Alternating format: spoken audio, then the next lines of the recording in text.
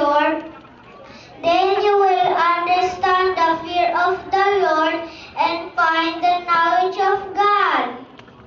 For the Lord gives wisdom, and from his mouth come knowledge and understanding.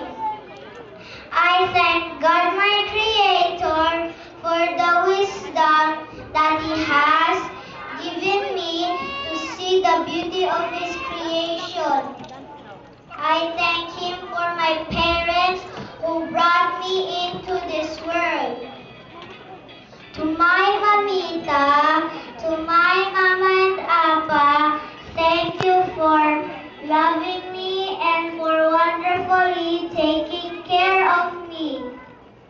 To all the teachers, thank you for your guidance, love, and understanding, for enabling us to function as knowledgeable and competent children of God and children to our parents.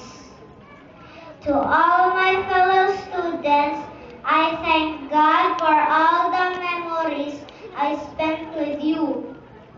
Set a good example though we are young. Obey your parents and study hard. This commencement exercise is not yet